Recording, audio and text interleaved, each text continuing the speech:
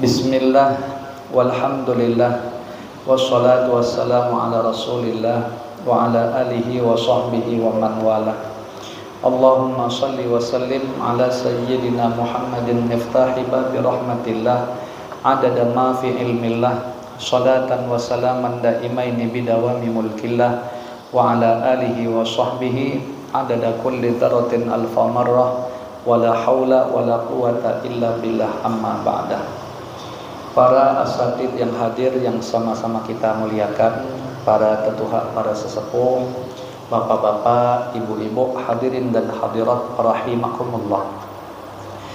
Kita menyambung ke istiqomahan pelajaran kita, yaitu kitab Irsyadul Ibad, insyaallah sampai halaman 322 daripada kitab yang saya pegang. Bismillahirrahmanirrahim. Imam At-Tirmidzi dan Imam Al-Baihaqi radhiyallahu anhuma meriwayatkan dari Sayyidina Ali ibn Abi Thalib karamallahu wajhah bahwasanya junjungan kita Rasulullah sallallahu alaihi wasallam bersabda, ujar beliau, man malaka zadan wa rahilatan tubalighuhu ila baitillahi walam yahujja fala alaihi ayyamuta yahudiyan aw nasraniyan.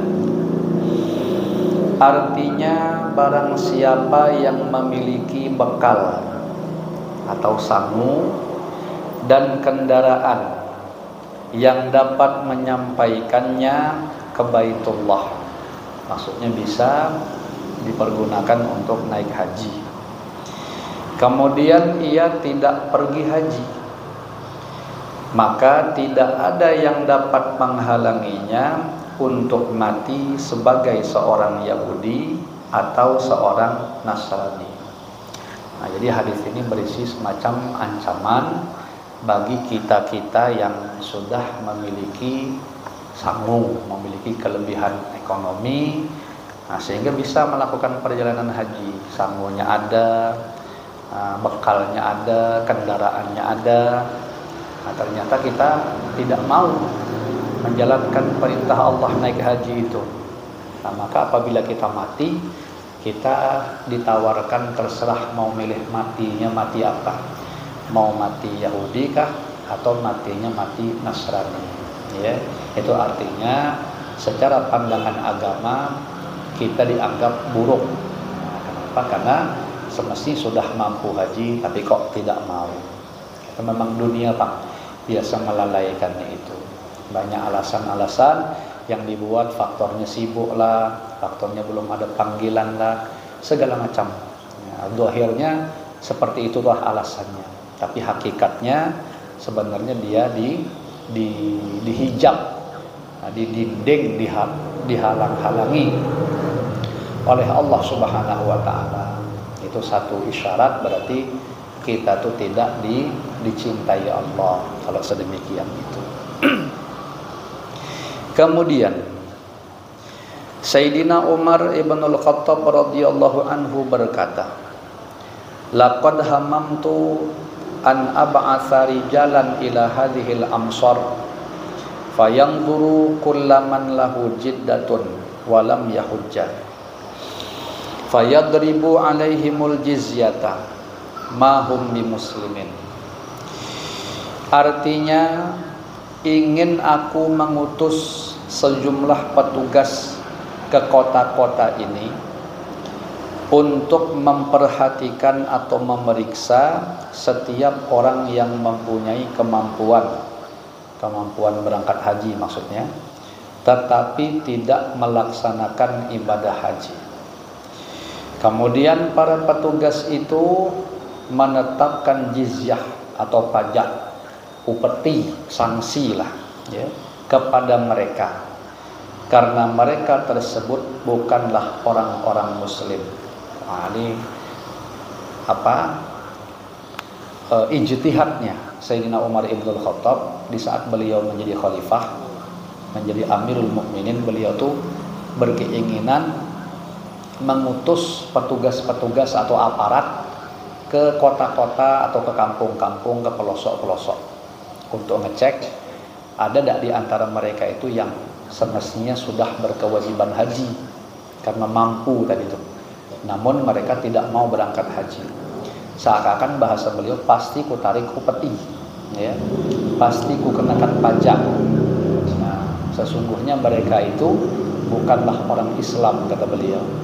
Ini maksudnya ya, kita sadar bahwa kalau sudah ada perkataan macam ini bisa jadi diarahkan kepada orang kafir, maksudnya bukan Islam itu, dengan catatan kalau mereka mengiktikadkan boleh untuk tidak berangkat haji bagi yang mampu, ya. Orang yang menghukumi boleh tidak berangkat berarti sama dengan menafikan hukum wajib. Nah, orang yang menafikan hukum wajibnya ibadah haji itu kan kafir hukumnya. Makanya dibilang bukanlah mereka itu orang muslim. Atau bisa diarahkan ke makna yang kedua, yaitu bukan orang muslim, maksudnya bukan orang muslim sejati, ya. Nah, ini mungkin mereka muslim lah secara agama, mereka mengucapkan 2 kalimat syahadat, tetapi mereka itu malas mengerjakan ibadah haji. Jadi dicap sebagai bukan orang muslim, maksudnya bukan orang muslim yang sejati. Karena orang muslim sejati pasti tidak mau melakukan hal yang seperti itu. Dia masih akan mendahulukan kewajibannya kepada Allah Subhanahu wa ta'ala. Kemudian Imam Sa'id bin Jubair radhiyallahu anhu berkata, salah seorang tetanggaku mati padahal ia mampu tetapi tidak berhaji. Padahal dia mampu berangkat tapi tidak mau berangkat, maka aku tidak mensolatkannya. Nah, ini sama nih macam pendapat Sayyidina Umar bin Khattab tadi. Jadi maksudnya sebagai bentuk hukum sosial lah mungkin istilahnya itu. Iya. Jadi beliau kalau melihat ada orang Islam yang sudah berkemampuan haji kok tidak mau melaksanakan ibadah haji, kok meninggal dunia, beliau tidak mau menyembahyanginya. Ini artinya menjadi ancaman bagi yang lain-lain, supaya punya perhatian kepada yang namanya ibadah haji. Kalau orang yang misalnya ditungkal nih, ada ulama besar yang jadi panutan kita, kemana-mana beliau kalau ada orang meninggal nyembahyangilah, ya. Tapi ada saat-saat tertentu setiap kali diundang pun beliau tidak mau datang, ya. Nah, aku tidak mau soalnya tidak ada berangkat haji bang yang meninggal. Nah, kita kan kalau dengar macam itu kan jadi ketar-ketir kita. Jadi artinya menjadi semacam ancaman bagi kita. Kalau kita meninggal mendadak, tahu-tahu beliau tak mau nyembahyangi kita, kan pasti akan menimbulkan rasa sedih di dalam hati. Jadi seakan-akan kita, wah kalau gitu aku harus berusaha sekuat mungkin untuk melaksanakan ibadah haji. Kenapa? Aku mampu bang kisahnya. Kalau tidak mampu itu lain kisah lah. Namanya aja tidak mampu, jangankan manusia, Allah Ta'ala aja memakluminya, ya. Nah, ini kisahnya tadi bagi yang mampu. Sebuah kisah dikisahkan oleh Imam Al-Yafi'i bahwa ada sejumlah pedagang bepergian di lautan hendak menuju atau menunaikan ibadah haji. Jadi pedagang ini bawa dagangan menuju Mekah.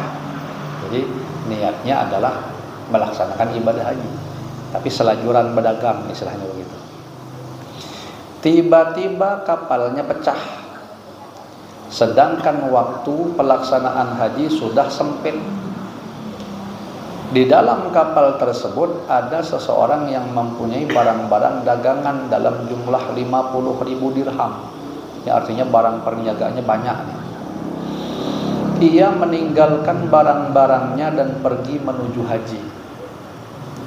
Teman-temannya berkata, "Mengapa engkau tidak menanti saja di sini? Kalau mungkin ada sebagian barang-barang engkau yang dapat diselamatkan." Ya. Maka ia menjawab, demi Allah, sekiranya pun aku dapat memperoleh dunia seluruhnya, niscaya aku tidak akan mengutamakannya dibanding ibadah haji, ditambah doa-doa para waliullah yang menghadiri haji setelah aku menyaksikan sendiri tentang mereka itu. Artinya nih, beliau ini punya pengalaman waktu dahulu pergi ibadah haji itu berkumpul dengan para wali-wali. Nah, kayaknya mungkin di kasyaf ya. Memang kan keterangan yang pernah saya dapatkan kayak, dan sering saya jelaskan di majelis itu rasa-rasanya saya terbaca di dalam kitab Tafsir As-Sawi. Setiap musim haji itu, terutama di tanggal 9 Dzulhijjah atau hari Arafah itu wali-wali kumpul, sekurang-kurangnya Nabi 2 orang. Kan Nabi yang masih hidup kan masih ada 4. Nah, yang 2 di langit ya Nabi Isa sama Nabi Idris alaihissalam. Yang nanti akan, kalau Nabi Idris, nah saya kurang tapi paham riwayat kelanjutannya macam mana, apakah turun juga bersama Nabi Isa, wallahu alam. Tapi yang jelas kan yang masyhur yang disampaikan guru-guru kita, terutama ulama-ulama atau ustaz-ustaz akhir zaman, yaitu nanti kan Nabi Isa akan turun dalam rangka membunuh Dajjal. Nah, itu yang di langit. Kalau yang di bumi masih hidup 2 juga, yaitu Nabi Ilyas alaihissalam dan satu lagi adalah Nabi Khadir alaihissalam. Menurut pendapat ulama yang mengatakan beliau adalah Nabi. Untuk Nabi Khadir, beliau itu sebenarnya diperselisihkan kenabiannya. Nah, ada yang mengatakan itu Nabi, ada yang mengatakan beliau itu adalah wali. Kita katakanlah ngambil pendapat beliau adalah seorang Nabi. Nah, maka di dalam tafsir itu disebutkan bahwa antara Nabi Ilyas dengan Nabi Khadir itu setiap tanggal 9 Dzulhijjah itu kumpul, ya. Nah, sebagaimana keterangan yang dulu-dulu. Misalnya yang baca sebelum berpisah dibaca Bismillahirrahmanirrahim, ya. La yasukul khaira illallah, Bismillahirrahmanirrahim, la yasrifu su'a illallah, Bismillahirrahmanirrahim, maka min ni'matin faminallah, Bismillahirrahmanirrahim, la haula wala quwata illa billah. Habis baca itu baru berpisah. Nah, ini kayaknya kalau kita hubungkan dengan cerita ini, beliau ini kayaknya menyaksikan tentang berkumpulnya para wali-wali dan nabi tersebut, dan mereka memanjatkan berbagai macam doa yang kayaknya beliau ini faham isi arti doa itu, jadi ingin dapat bahagian doa itu tadi. Makanya beliau ini bilang, andaikan aku punya barang dagangan atau kekayaan sedunia pun, tapi itu menghalangi aku berangkat haji, lebih bagus ku tinggalkan barang sedunia ini. Kenapa? Karena yang lebih ku incar itu adalah ibadah hajinya berikut doa-doa para wali tadi itu. Karena beliau tahu Pak kedudukannya. Nah, teman-temannya bertanya, apakah yang telah engkau saksikan tentang mereka? Laki-laki itu menjawab, suatu ketika kami pergi menuju haji. Lalu pada suatu hari kami ditimpa kehausan sehingga harga seteguk air sampai sekian-sekian. Artinya saking payahnya air, orang lagi haus, itu harga air mahal, ya. Nah, dan sekian dirham, artinya mahal lah gitu. Aku berkeliling dari satu kafilah sampai kafilah terakhir, tetapi aku tidak mendapatkan air yang akan dijual, saking langkanya air ini. Dengan cara lain, maka kami pun ditimpa kehausan yang teramat sangat.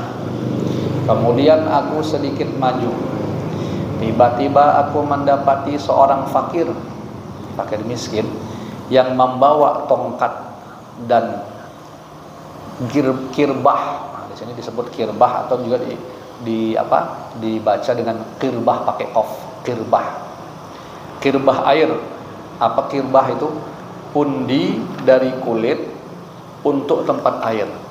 Jadi kalau kita, mungkin ada yang punya pengalaman naik haji atau umrah yang pernah ke Makkah, itu biasanya kan orang-orang Arab tuh ada yang memang bawa kirbah itu, wadah air dari kulit. Kalau kita yang tidak punya pengalaman, mungkin kita bisa melihat film-film yang berbau padang pasir tuh, kayak film Mumi dan lain sebagainya. Ini kan ada biasanya unta, nanti ada kayak musafir bawa kayak kantong kulit. Biasa di pinggangnya, kadang diikatnya di unta, itu namanya kirbah. Itu wadah air itu. Nah, jadi kata pedagang ini tadi, aku mendapati seorang fakir yang membawa tongkat dan kirbah tadi, pundi dari kulit untuk tempat air. Ia menancapkan tongkatnya ke dalam anak sungai dari sebuah kolam kering. Jadi ada semacam kayak kolam yang kering, ditancapkannya tongkatnya di situ. Tiba-tiba air pun mengalir melalui bagian bawah tongkatnya dan mengalir melalui anak sungai menuju ke kolam itu. Aku segera datang ke kolam itu lalu minum, dan aku penuhi kirbah airku. Kemudian aku memberitahukan kepada para pengendara, maksudnya kopilah rombongan tadi itu.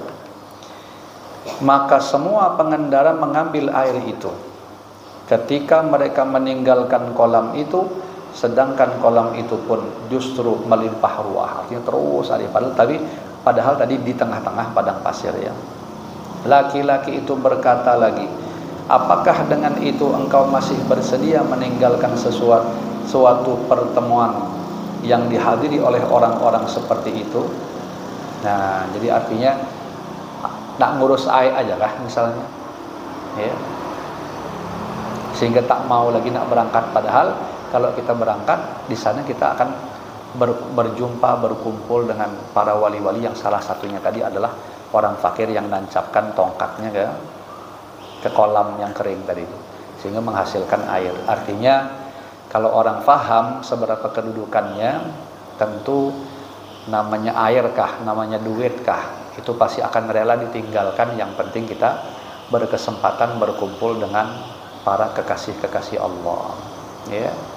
Nah, jadi kita bisa bayangkan betapa terhijabnya orang-orang yang jelas-jelas dalam kehidupannya diberi kemampuan, bisnisnya lancar, duit tabungannya banyak, namun ternyata dia lebih sayang dengan itu, sehingga dia disibukkan dengan itu, sehingga tidak mau menunaikan ibadah haji. Luput 2 kali gitu ya. Rugilah maksudnya. Nah, jangan sampai kita dikunci hati kita oleh Allah Subhanahu wa taala. Sebuah kisah lagi, Imam Al-Yafi'i radhiyallahu anhu juga mengisahkan dari Ali ibnul Muwaffaq. Ia mengatakan, suatu hari aku sedang duduk-duduk di Al-Haram, di tanah haram kan? Sedang aku sudah melaksanakan ibadah haji sebanyak 60 kali. Masya Allah. Nah. Karenanya aku berkata dalam hati, ini berarti umur beliau berapa tahun tuh? Lebih 60 lah berarti. Kalau dihitung dari balik 15 tahun, berarti sekurang-kurangnya 75 tahun umur beliau. Soalnya pertama kali berangkat haji umur 15, ini berangkat sudah 60 kali. Masya Allah, ya. Nah, berkata beliau dalam hati, sampai kapan aku akan terus berbolak-balik di jalan dan di padang gurun ini? Maksudnya timbul rasa semacam kayak bosan dalam hati beliau, ya. Berulang kali pergi ke Mekah untuk berhaji, yang sudah 60 kali, Pak. Kemudian aku dilanda kantuk dan tertidur, kata beliau berceritanya. Tiba-tiba aku mendengar ada orang yang berkata, wahai Ibnul Muwaffaq, bukankah engkau hanya mengundang ke rumah engkau orang-orang yang engkau cintai? Beruntunglah orang-orang yang dicintai oleh tuannya, Allah maksudnya, dan dibawa ke tempat yang mulia ini. Artinya ini menjadi teguran kepada beliau. Jadi beliau merasa capek bolak-balik saban tahun melewati gurun-gurun itu, sehingga nyebut sampai kapan aku harus kayak gini terus. Nah, ternyata beliau disinggung. Bukankah engkau hanya mengundang ke rumah engkau orang-orang yang engkau cintai? Nah, Maksudnya itu, ngapa pula kau sampai bosan? Kau melakukan haji ini hakikatnya kau sedang memenuhi undangan Allah. Dan Allah itu tidak akan mengundang kecuali orang-orang yang dicintainya. Itu arti isyarahnya bahwa kalau kita tuh dimudahkan perjalanan ibadah haji dengan niatan yang betul, dengan niatan yang bagus, sebenarnya kita tuh sedang diundang oleh kekasih kita, itu Allah Subhanahu wa taala. Makanya orangnya pasti akan berebutan kalau tahu hakikat itu. Ya. Ibaratnya tuh sampai ke mati-mati pun kalau memang mampu terus-terusan kita seperti itu. Jadi jangan ada istilah bahasa bosan. Kenapa? Karena kita sedang dipanggil kekasih kita, dan kekasih tidak akan memanggil kecuali masih yang dipanggilnya adalah orang yang dicintainya. Jadi maksudnya justru bisa berkali-kali berangkat itu merupakan satu kemuliaan dari Allah Subhanahu wa taala. Asalkan tadi niatnya lurus, ya. Sebuah kisah lagi. Imam Al-Yafi'i radhiyallahu anhu juga meriwayatkan dari Abi Abdillah Al-Jauhari. Ia mengatakan, suatu ketika aku berada di Arafah. Pada akhir malam aku tertidur, lalu aku bermimpi melihat dua orang malaikat turun dari langit. Yang satu berkata kepada malaikat satunya, berapakah yang berwukuf pada tahun ini? Maksudnya berapa orang yang naik haji pada tahun ini? Malaikat yang satunya menjawab 600.000 orang. Tetapi tidak ada yang dikabulkan dari mereka itu kecuali hanyalah 6 orang saja. Jadi di antara 600.000 orang yang berangkat haji itu tidak ada lalu yang diterima, kecuali yang diterima cuma 6 orang. Aku ingin menampar wajahku dan mencela diriku sendiri. Jadi tahu kabar macam itu tuh Imam Abi Abdillah Al-Jauhari ini merasa kayak malu gitu beliau. Biasakan kalau bahasa kita, wah gila nih, aku termasuk yang berangkat juga, ternyata tak ada yang diterima. 600.000 orang nih, kecuali cuma 6 orang. Nah, seakan beliau merasa malu dan takut gitu. Kemudian malaikat itu berkata lagi, apakah yang dilakukan Allah terhadap mereka semua? Malaikat yang satunya menjawab, Sang Maha Pemurah Allah memandang mereka dengan pandangan belas kasih, lalu menyerahkan kepada masing-masing mereka 100.000 orang, dan Allah berkenan mengampuni 600.000 orang demi yang 6 orang itu. Itulah karunia Allah yang diberikannya kepada orang-orang yang dikehendakinya, dan Allah Maha Pemilik karunia yang agung. Artinya 6 orang yang diterima tadi Allah sangat kasih sayang kepada mereka. Akhirnya dengan berkat wasilah 6 orang ini tadi, di mana masing-masing satu orang itu bisa kayak macam memberi syafaat kepada 100.000 orang. Berarti kalau satunya 100.000, 6 orang 600.000. Nah, akhirnya dengan berkat 6 orang itu, semua yang tadi awalnya masihnya tidak diterima menjadi diterima oleh Allah Subhanahu wa taala berkat 6 orang. Ini kalau versi cerita yang ada di kitab kita begini. Saya ketemu versi lain, ya. Itu saya terbaca di mana kitabnya itu ya? Lupa, Lawas Pak. Ini ceritanya itu Imam Ibnul Muwaffaq. Jadi ada Imam Ibnul Mubarak, seorang ulama besar kita, melaksanakan ibadah haji. Beliau tidur di sekitar Ka'bah tuh karena kecapean, mimpi. Sama kejadiannya kayak gini nih, mimpinya 2 orang malaikat turun. Nah, akhirnya Bapak dipandailah malaikat tuh mirip kayak gini tadi juga. Berapa orang yang berangkat haji? Cuman seingat saya di versi kitab yang saya temukan itu tak sampai 600.000 orang. Cuman sekitar 60.000 orang aja. Ya. Nah, akhirnya cuman di situ ceritanya agak sedikit berbedanya begini. Berapa orang diterima, kata malaikat, kita katakanlah malaikat si A aja ya. Tunggu, kata malaikat si B bilang, aku tengok catatannya. Nah, ini yang pergi berangkat haji 60.000 orang. Aku tengok di catatan sini, sikok tidak ada yang diterima Allah, sikok pun tidak ada yang diterima. Yang anehnya cuman ada satu orang tidak berangkat. Jadi tidak berangkat haji, tapi justru hajinya diterima Allah.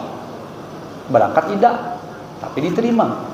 Dan alhamdulillah kata malaikat B tadi bilang, yang 60.000 orang yang awalnya tidak diterima nih menjadi diterima Allah berkat yang satu orang nih yang tidak berangkat. Nah itu ditanya sama malaikat tadi, siapa tuh orang yang satu orang tuh? Disebut namanya Ibnul Muwaffaq, tinggalnya di Damaskus, pekerjaannya tukang sol sepatu. Ini orang miskin.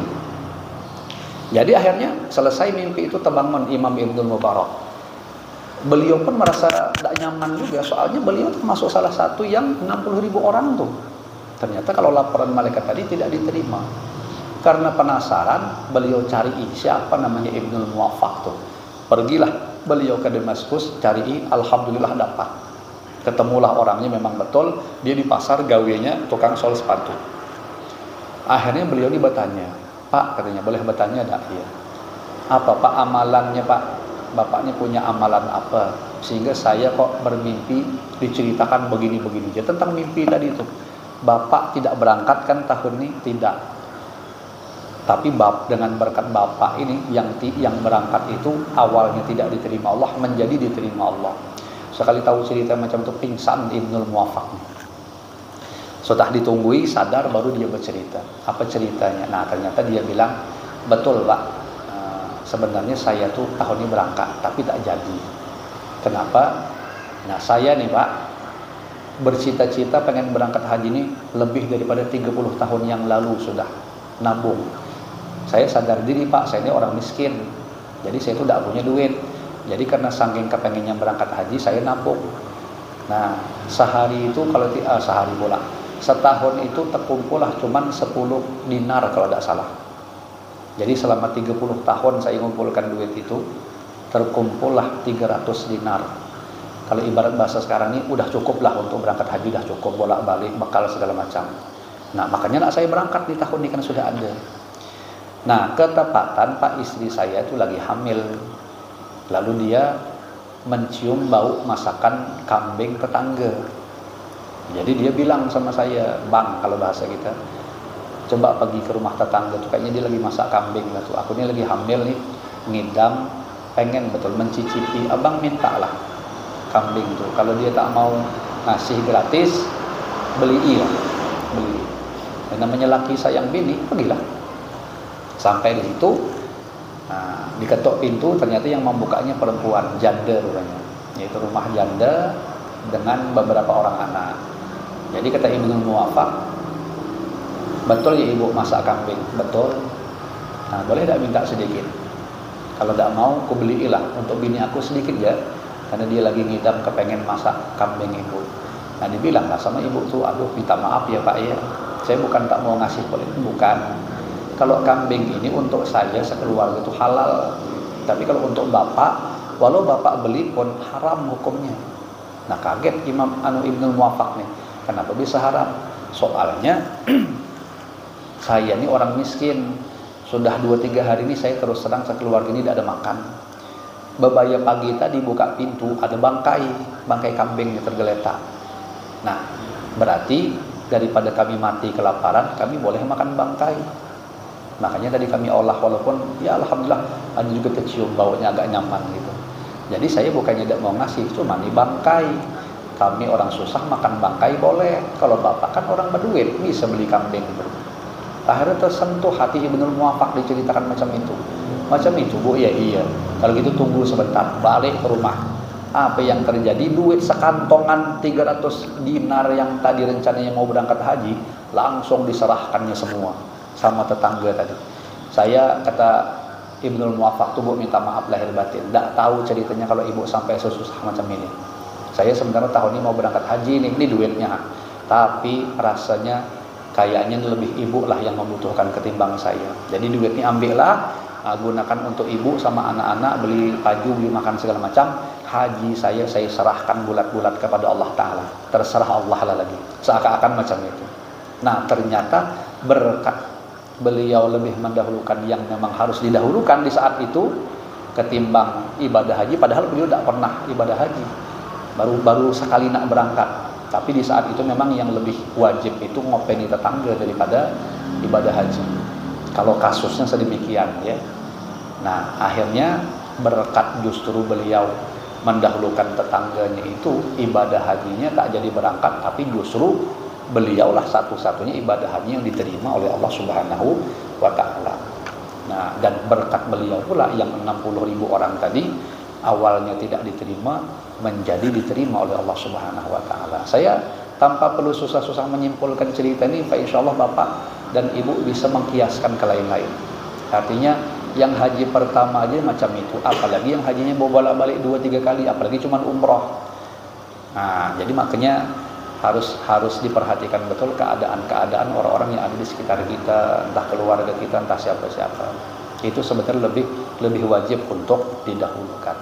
Andaikan kejadian pada diri kita tidak mendahulukan itu, mudahan Allah mengampuni dosa-dosa kita, ya, mudahan Allah memaafkannya, sehingga terus kita mendapatkan kebaikan-kebaikan.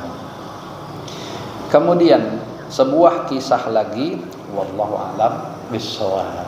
Sudah parah Pak Isa ya. Mudah-mudahan kita kaji seada-adanya ini dijadikan oleh Allah Subhanahu wa taala menjadi ilmu nafi', manfaat berkah dunia akhirat untuk kita semua. Amin ya rabbal alamin. Ala hadhihi niyatu ala manawahu aslafuna shalihun wa likulli niyatin shalihah wa ila hadratin nabi sallallahu alaihi wa ala alihi wa sahbihi wa baraka wa sallam. Al-Fatihah.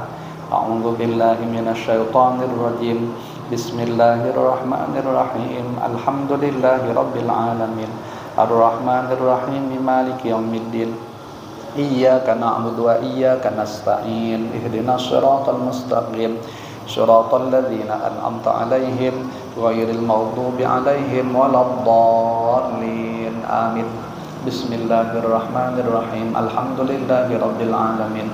Wassalatu wassalamu ala asyrafil anbiya wal mursalin sayyidina wa maulana Muhammadin wa ala alihi wa sahbihi ajma'in. Allahumma inna nas'aluka ilman nafi'an wa qalban khashi'an wa amalan mutaqabbalan wa rizqan katsiran halalan tayyiban mubarakan fih.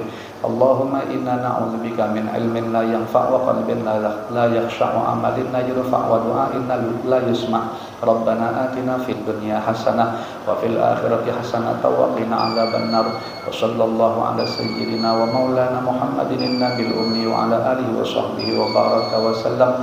Walhamdulillahi rabbil alamin. Hadani Allah wa iyyakum ajma'in. Wassalamualaikum warahmatullahi wabarakatuh.